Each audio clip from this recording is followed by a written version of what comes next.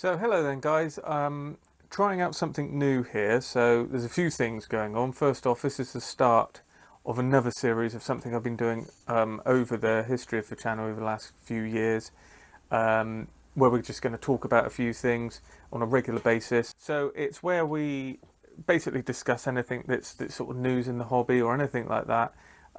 Things that have just been released, like what's on the bench here, take a closer look at it, talk about what's on the bench, and what I'm doing with certain things. Is also sometimes when I sort of filter in a few little things, like if we're going to say look at just applying decals or something like that, just something quick and easy to get to. I usually incorporate it as part of all this and then release it separately as well, so it's for ease. And it's just a kind of laid back discussion really about modelling, and on the weekly format it tends to give you a chance to follow along with something and just put it on in the background when you're in the room modelling, or if you're not, or just whatever you want to watch something. I don't know if it's me or I'm not subscribed to the amount of channels, but I've noticed the last few months is a bit thin on the ground on YouTube in one way or another. I mean, there's a lot going on, but I seem to remember there was almost an overwhelming amount going on not too long ago, so it seems to have slowed down a little bit. So I thought, well, good opportunity to bring this back in. So we've got a couple of discussion topics this week. First off is kind of like still carrying on my kind of vintage idea. There's a kind of feeling that I get from building armour, because that's what I remember when I was growing up. There's kits that are coming back out now that were on the shelves when I was starting. This is one of them. Never managed to get it. I'll go out on a limb here. I think this actually originates from Esky, then into Italieri, and then Italieri have given it over to Tamiya for this release. But I may be wrong. I know it certainly doesn't look like traditional Italieri. We've also got some things on the bench that I don't think anyone knows about yet. To this point, there's a rather large plane over there, which is only 1/48th, and it is actually a fighter bomber. But I was quite surprised when I got the wings on just how big it is. An unusual kit, not one that's easy to get, so we'll have a look at that later on. It's all been filmed, so we'll get a video out soon.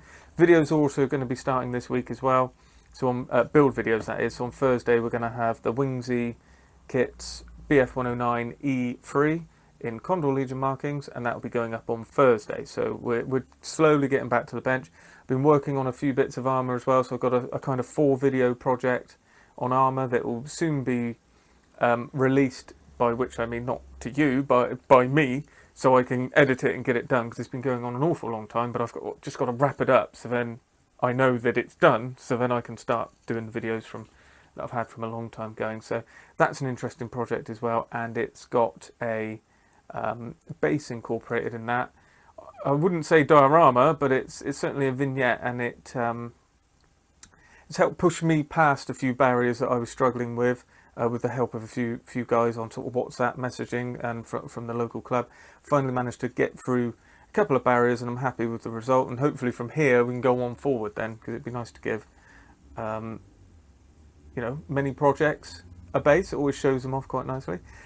So aircraft and armour, primarily what I'm looking at the minute is what I've got going in the background that's going to be slowly released through the channel over the next few weeks and months, and I hope that we shouldn't have a delay going forward. It should just carry on now, so that's the plan. I'm hoping to give us videos all the way through, and it would be nice if I could keep this vlog, as I call it, Scale Modelling Weekly, running on down into Telford, which is what I did a couple of years ago, which was always quite interesting. We did a video right up to the Thursday before the Friday when I was at Telford, and it made for quite an interesting little series, so I'm hoping to do something like that again. So I think it's time now to head on over to the bench. Okay, so here we are then. So this is the German 1-ton half-track Sdkfz 10. Quite an iconic vehicle, used for quite a lot of the war by Germany, mainly as a small utility vehicle and artillery, small caliber artillery tower. there's many guides, there's quite a lot of variants, you know, you get like the 10 Al stroke 4 or the 10 stroke 5, etc. And you've got anti-aircraft gun mounted on the back as well on some of these. But Tamiya have gone ahead and reboxed the standard form and thrown in a couple of figures. So what do we get from Tamiya first? Well, you get the very useful here. I believe this is called the... This is just the jerry cans, I think. This is the jerry can set. There is a Panzer IV set as well with tools. This is a very useful sprue. I've bought this in the past. So this is their new, catch up, Jason. It's basically their more expensive jerry can set. They've got a really cheap one, which is an old one. Then they've got this one, which is a much newer one. So you've got separate parts with two different types of handles for the different types of jerry cans. You've got some that are printed in 1943, which is obviously the later form because they're pressed in 1943. And you've got the earliest type as well with different filler caps or openings.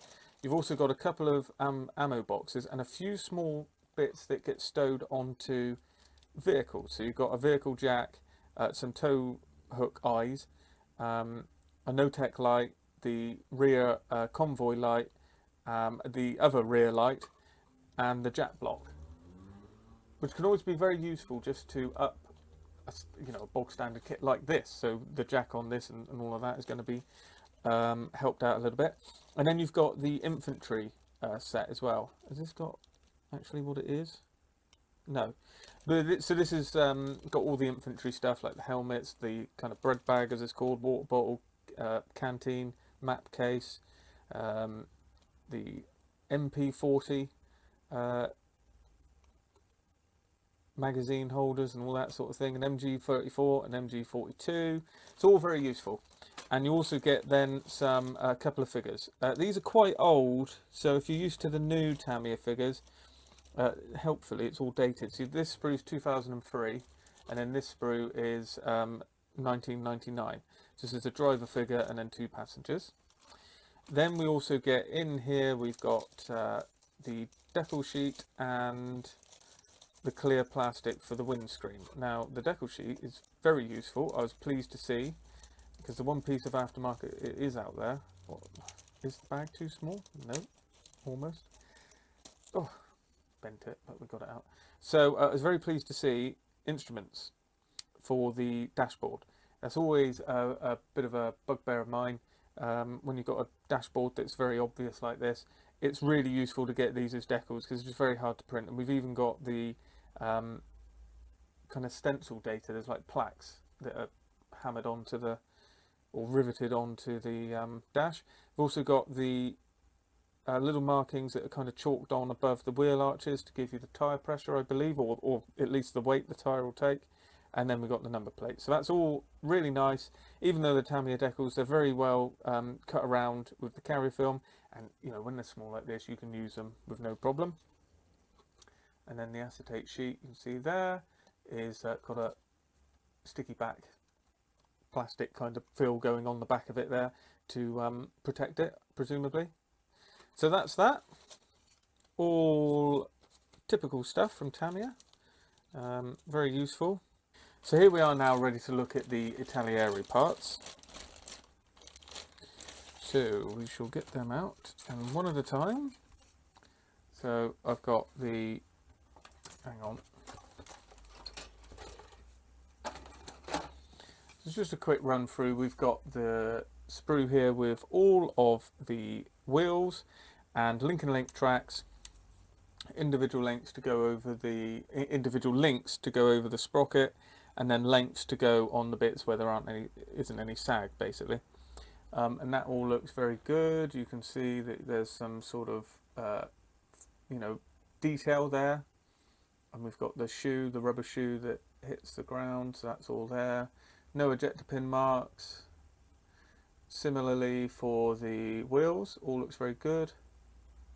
No ejector pin marks there either. It's meant to have been an improved mould here, so whether that's on Italiere or Tamiya's side, I'm not sure, but that's what it says on the box front.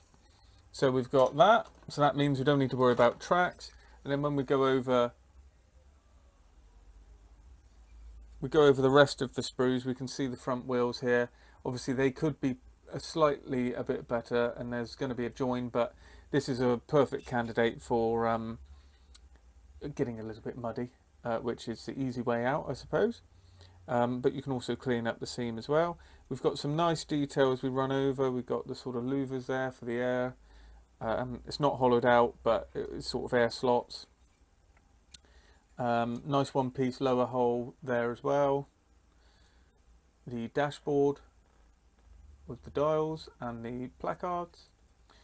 We've also got a nice thin grills there at the front, just a little bit of flash in some areas, which is to be expected, but easily got away with a sharp blade.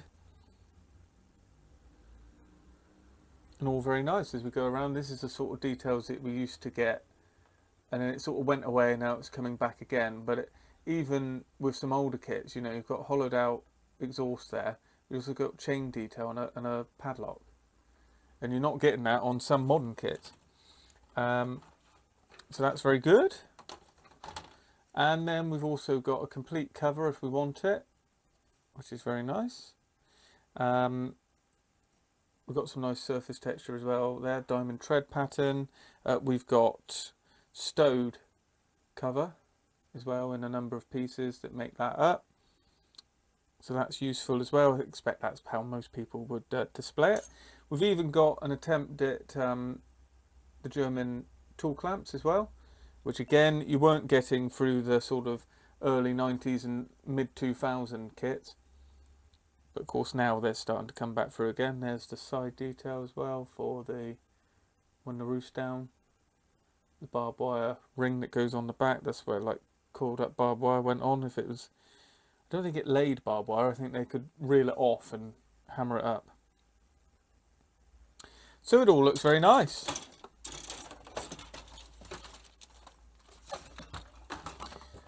And we've got the typical instructions, and just a quick flick through.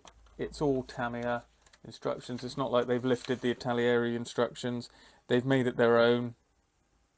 Very clear, very good, easy to follow, nicely laid out, all straightforward.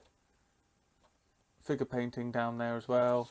And we've got 3 different marking options. So we've got straight over German grey. We've also got German grey with white camouflage when it's getting a bit late on, when we're getting into general winter. Backing up the Russians there. And then we've got Italy as well, which is a nice camo scheme. And then we've got an all-over sort of Dunkelgelb, which is Italy again, that's Rome. And 43. So a lot of options. If you're a bit worried with camo, you know, you've still got 2 options there with just an overall colour. And it's even showing you the TS4 and TS3, which are their spray paints to give you a nice even coat, or you can use the acrylic paints as well. So all in all, I think that's a very nice release from Tamiya. It is perhaps a little bit pricey. It's sort of going up against current kits at about, I don't know, £35, I think, something like that. So you have to weigh that up, whether it's worth it. Tamiya is always pricey, but it's always a nice box of stuff. It's always a scene in a box. As you can see, the box art's always that classic kind of look to it. So it's up to you, obviously. If you like the idea of that, then that one's back out and ready to be got now. And now next up, it's the project I was talking about, which is one of those rare kits. So this one here, very hard to get. You're not going to find it on the shelves of most model shops, and if you do, buy it. Basically, it sells on eBay for anywhere between £50 and £80, depending on what the climate is at the time. I managed, after it took 2 years, bizarrely, and then there's a story to that I'll mention in a moment. So it took about 2 years to grab this one at a decent price, and I did get it for £30. And if we look on the edge, it's £24.99 from Dorking Models. Probably from 2005, so that's about the right price for it. After that, I then did see them at shows. Models for Sale, if you know them when they're around shows, always get second-hand kits. They had this and the 2-seater.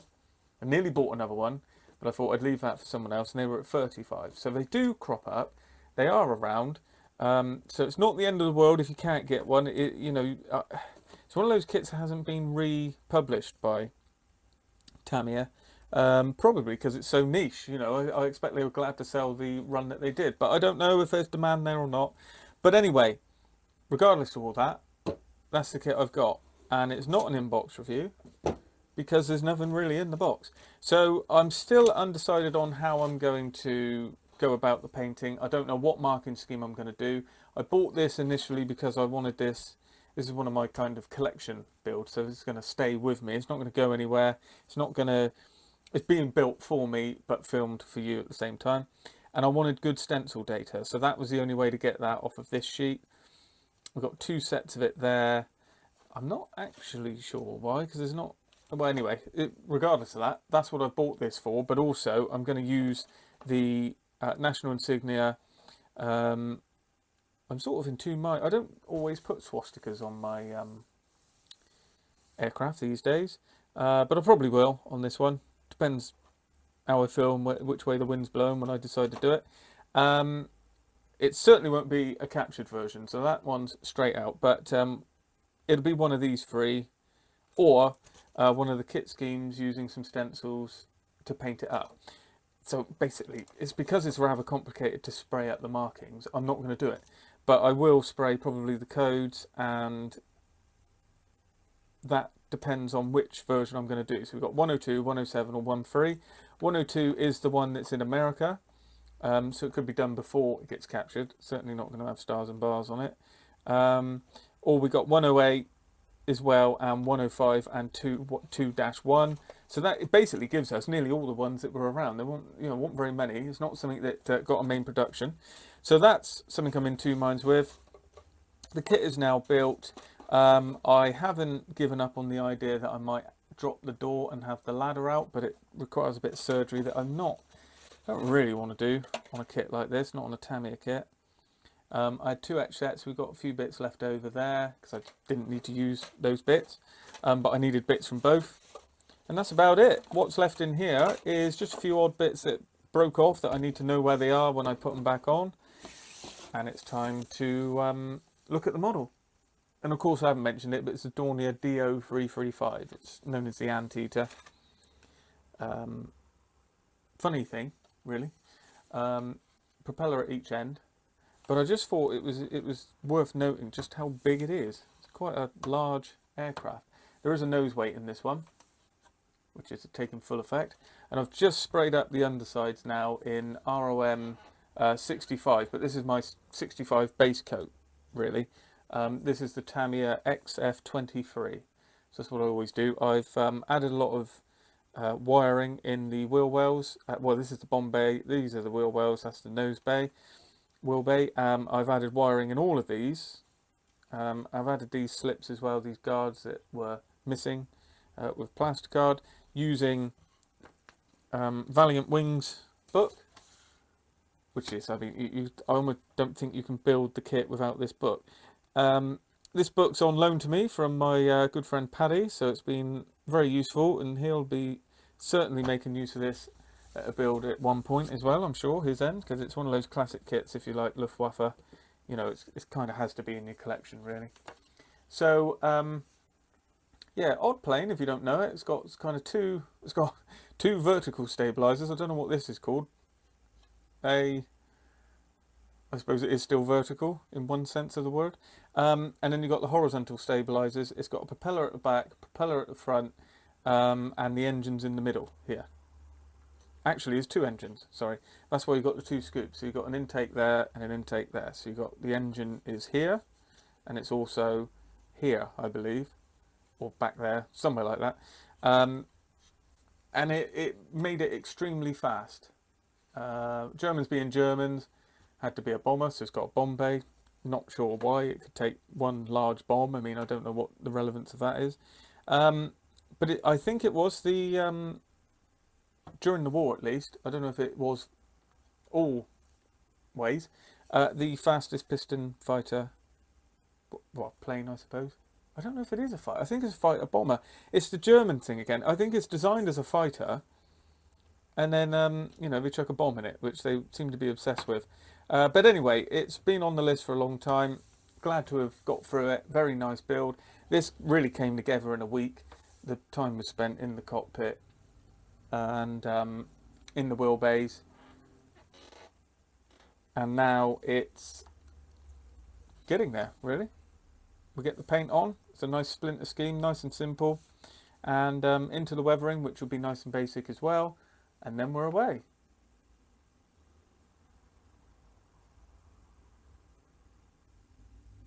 And this is the last model I'm going to share with you today for this show, and this is the Airfix Stroke Academy Citadel Tiger Boxing. So I think Airfix, I'm not sure if Airfix have it as Citadel as well, but it's basically the boxing that's got the camouflage tiger on the front going through like a built-up area. They've got two early tigers. One's got the full interior and one is this one. This is probably the better of the two for accuracy. However, for amount of plastic in the box, the other one is got sort of 3 or 4 more sprues. The kit itself, if you know anything about tigers, is iffy at best. I've done what I can to correct this, and I did that in the main build video, which I've done. And then going forward, I've decided that this sat on the shelf for 2 years, really, well, a year and a half. So going forward, I decided that it's close enough that I want to finish it. So I'm going to, that's what I've done. Picked 114. This is from Panzer Abteilung 503, I believe. It's one of the replacement Tigers that came in for the Kursk build-up. Went into Kursk, got absolutely battered. It's quite famous, got a picture of it being dragged up a hill with 3 famos, and they're even struggling then. And it's very hard to see the camouflage. There's one picture that I found as well of it on build-up. Again, you can't really see anything. So I've basically used other Tigers from that company to get to this. You can see that one side's very sort of stripy, so I've gone for that. That's that on the side, sorry. It's stripy on both sides like this. So I've gone for that. And then you can see that the turret is heavily mottled as well, so I've just gone for it. You can't see the back, but Airfix give you the 2 crosses, and the rest of the company is using that, so it makes sense, so we've gone for that. If you didn't see the build video, it'll be linked at the end of this video, but I added, well, I basically super detailed it, I guess, to an extent, like adding conduit wires, changing out the tow cables for metal Eureka copper wire, which is twisted, adding in things like this, the brackets that go over the filter pipes, sorting out this, which you don't get in the kit. This is the track cable. They use it to tunnel the track and drag the cable along. This wasn't right at all in the kit. You don't get a plastic option, but you do get these clamps, although you're missing one of the clamps, which I had to kind of scratch build. And then I used some small wire and small gauge wire, made up my own eyelets, and basically on a wing and a prayer, hope for the best. I added a weld seam down here as well, where the glacis plate fits the front plate. I can't think what that's called at the minute. So that was missing, but that's fine. And then I thought, well, we'll do it before it gets battered, because it's got 3 wheels. It's got 3 wheels missing, and a couple fenders missing, and I thought, well, we'll just do it clean. You do get the grills, which is good. You do get a 1-piece barrel, which is okay. You get 2 turrets, one that's incorrect and one that's correct. This is the asymmetrical, should be asymmetrical, that's what we got, meaning cuts in tighter this side than this side. And altogether it's all right. I've added some 3D clamps here and there. I've added some metal clamps. I've got some working clamps and all that. So it's pretty good. Now I've sprayed this up with straight up XF60, Dunkelgelb of sorts. And then I've sprayed over with MRP. You might see it's kind of shiny because it's gloss paint. Heavily finned to do that freehand pattern. And I wanted to get it really tight, which I think I have. I just wanted the minimum of overspray, and the overspray that I do have, I want to be almost like in scale, if you like, which I'm pretty happy with that. It could have been a bit tighter, but it's pretty good. You can see I haven't gone back over with Dunkelgelb. I haven't added a filter to get rid of any of this. it is quite tight. I was pretty happy with that. It took about 3 days to do it, like 3 sessions. There on the around the front you can see. And I've kind of gone for 2 patterns, a bit heavier in places, bit sort of mistier and cloudier in other places. And that's something we're gonna bring to a finish. So the tracks aren't quite right in the kit. They're fine. They're individual link tracks, but they haven't got the open guide horns. Again, I'm a bit. I do like my Tigers. I know what they tend to need, so I like to add that to them. So I've got some Master Club tracks, early tracks without the raised cleats on the bits that touch the ground. I can't remember what it's called. So we'll put them on. They're interesting in their own right. We'll probably look at them next week. Just mention about the track pins and stuff. So yeah, working on this. I'm about to, hopefully tonight as we're talking, I'm going to paint up the toe cables and the other bits and bobs that just need hand painting, and then I will spray this down with a matte coat and we'll get into weathering. And then the tracks will go on last. Going to use some burnishing fluid, which I haven't used before, so we'll see how that goes. Yeah, all in all, pretty happy with that. And for those of you who saw the build video, well, then you'll be happy to see that coming down the line, this one will be painted and finished as well. So it's not far off. I will do it. I usually get tiger block, as I call it. Never really completed a tiger because I get sort of too hung up on them. But this one's certainly going to the finish line, so we'll get it across no matter what. And now that leads us on to the last segment of this week's show. And for our last segment of these episodes, I'm going to do something I've been thinking about doing for a while, so now's the time.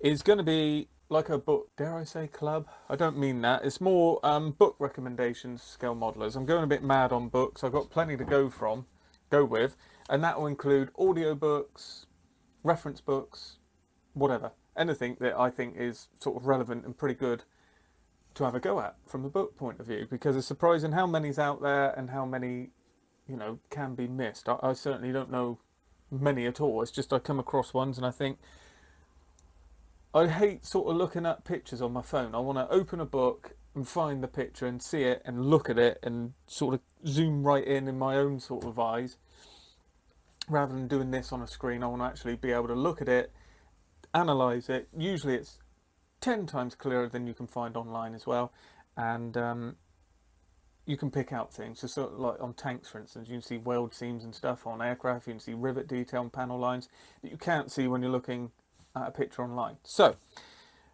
the book for this week is a series of books which I was totally unaware of, and it is Tanks Illustrated. Now these older books, I'm only going to mention them once I've managed to grab the ones I want, because I'm finding a lot of these books quite hard to find online anyway, and certainly until sort of shows and stuff get really back to normal, and second-hand stuff, it's almost there, but you know, maybe next year. It's hard to pick these up. So this is called Tanks Illustrated, quite an old series. If we look here, this was the most expensive one actually, the hardest to get. Whether or not it's rare, it was rare when I was looking for it, basically, is what I'm trying to say. So this was printed 1988. So there you go, gives you an idea. Now, a couple of things to note here. That is a very important name to take note of, Stephen Zaloga. If he's got a hand in it, it's pretty good. A lot of these are sort of personally owned photographs, whether it's Zaloga's or some of the other authors or the actual publishers themselves. I've got a couple of his books as well, which is his personal collection of photos, and it's just stunning stuff. So, as it's been a bit German, we are going to pick US Marine tanks of World War II. Bit niche, but in the range we've got, these are the ones I picked up. I'm not interested in modern stuff, but there are, if I try and get a late one, 25, you should see that in the series as well. There you go. So got the Scorpion, we've got US Infantry Combat Vehicles Today, being the 80s, US half-tracks of World War II. Didn't find there was much point in getting that, since I can't actually get a kit of a US half-track. And there you go, 1945 to present, fighting vehicles, Vietnam War, etc. So lots to get your teeth into. what I've basically got here is Battle of the Bulge, Last of the Panzers. Let me just show you this just for what I'm telling you. I mean, look at that. That is a steel-wheeled Panther, and that is the clarity in this photo. You see the depth you can get to? You can even see sort of the cast marks and texture and everything when you're looking at it, and you just can't get that from other sources. So that's why books are very useful. So let's just have a quick run through of this. Obviously, you know, I'm just showing it for reference purposes, but I'm sure this is out of print, so I'm not going to worry too much. Now, what I loved about this is I grabbed a decal set for this. I'm going to do a Stuart in Pacific colours at some point. I've got all the stuff, it's ready to go, it's just a project on the back burner. And I was, I think of the 6 vehicles on that sheet, I was able to find a photo of 5 in here. And more to that, I built the M4A2 from Zvezda back along, and I couldn't find pictures anywhere of the vehicles that were in there. There's a couple of Pacific ones, and lo and behold, there they are. There's C42, and it's Caesar, which is the one I was trying to look for, I couldn't find. And you had markings for those in the, obviously you can see, there it is, C40, Caesar. And what can I see from this? It's got different tracks than what the kit gave it. So that's the sort of thing, that's why it's important.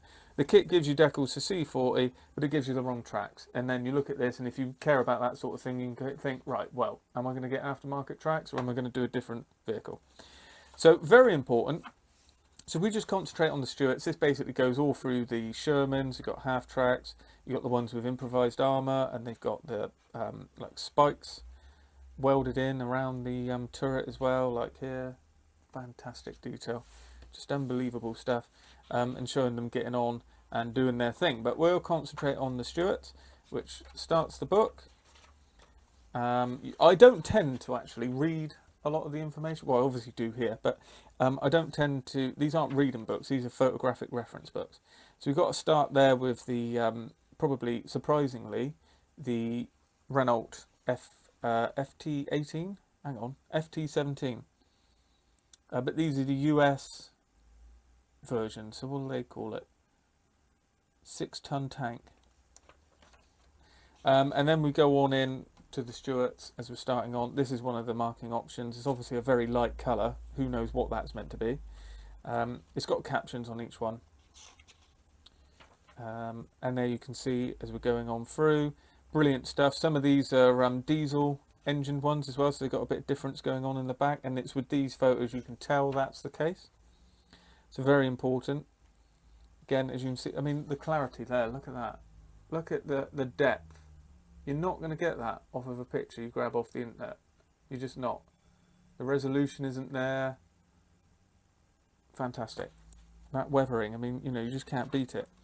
Going on through here as well, you can see the kind of, the way they're all looking similar. They've all got the similar type of weathering because they're in the same environment, and it is certainly rather unique to that area. I mean, this is sort of a mixture of sand, dust, oil. It's wet and it's dry. It's obviously humid, so it's just very interesting. And it would make for a very nice model, I think, when all is said and done. We seemingly have a couple of different variants as well. Some seem to have fuel tanks, some don't. Looks like pretty difficult fighting as well. It's early on as well, it's 43.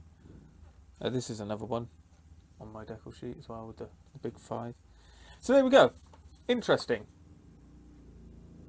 Not something you're going to find everywhere, but if you do see them and you pick them up and you think, you know, the price is right, you know, how much do you value these photos as reference? Obviously we're going on along still with some later Stuarts. I don't think this is, I'm saying later Stuarts, it's still M3A1s. But they've just got a few different features on them. Some are short barreled as well, some have got the like howitzer. That's an M5. So there we go. Well worth checking out. Something a bit different. This was very helpful when I was building the Churchill, actually, as we're there, for obvious reasons. Some of the print, this isn't a Zaloga one, this is Chrysalis.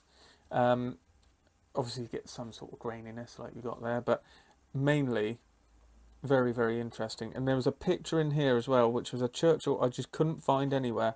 You got them around Dieppe with the Germans. You got them in North Africa as well, which are quite unusual ones. But it's here. This is it's 23. And that's one of the Canadian ones. I think it's being used in Africa. And I couldn't find any information on that. Similarly here as well. I mean, look at the depth you can see in that picture. The welds where they're chucking Sherman guns into the turrets. You see how different each tank is there as well in that lineup. Brilliant stuff, just brilliant. So there we go. Hopefully you've enjoyed that. Let me know in the comments down below what you think about this as a series. I'm hopefully doing one of these a week.